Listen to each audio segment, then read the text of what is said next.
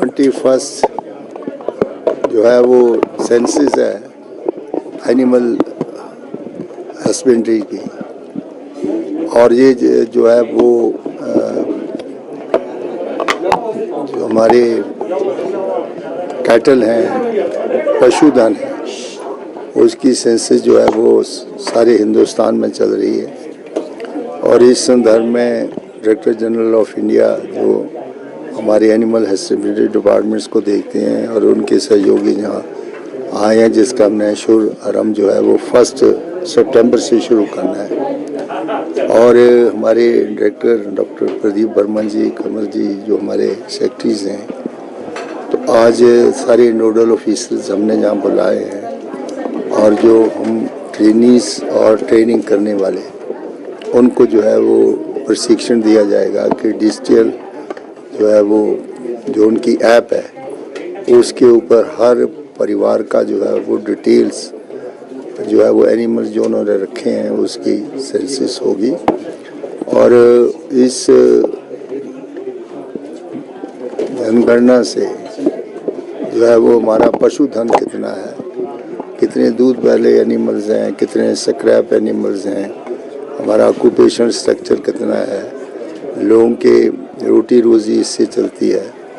और हमें perfect data जो है वो अपनी स्टेट का भी मिलेगा और सारे हिंदुस्तान का डाटा हमें इसके ऊपर जो है मिल जाएगा, जिससे आगे की जो प्लानिंग है, जो नीति निर्धारित करनी है और किस प्रकार से हम इस सेक्टर को जो है वो ज़्यादा बढ़ावा दे सकें, मिल्क यील्ड जो है कैसे बढ़ाई जा सके, मीट जो है वो कितना जो है वो हम पैदा कर सकें, और लोगों की जो हमारी आय है इस से हम कितना इजाफा कर सकते हैं, ऐसे दूध बेच करके, और इस तरह से जो हमारे गुड्स हैं, वूल है, तो एक बड़ा इंटेंसिव प्रोग्रामिंग जो है वो आगे के लिए प्लानिंग के लिए ज़रूरी डाटा है।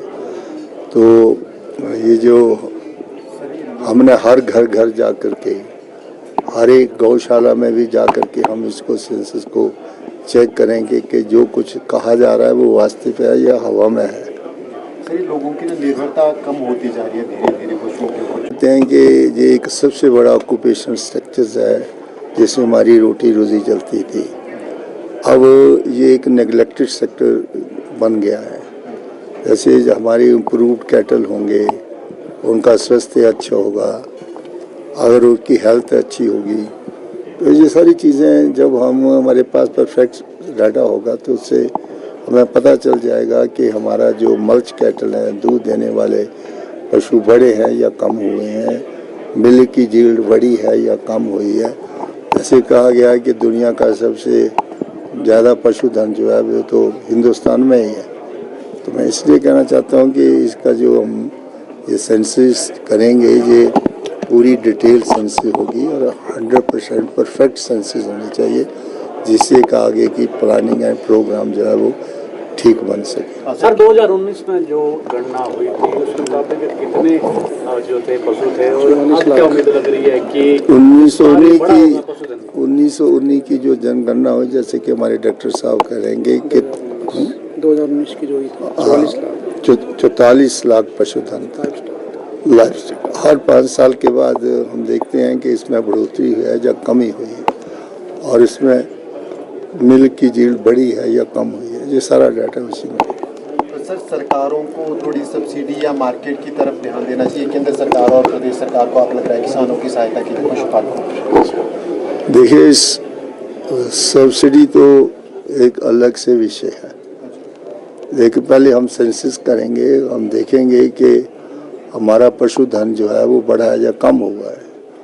फिर हम देखेंगे कि हमारा पशुधन इम्प्रूव्ड हुआ है पहले से या भी पुराना है। उसमें सारी चीज़ें उसमें सेंसस में आएगी और उसी के आधार के ऊपर आगे का कार्यक्रम जो है वो चलेगा।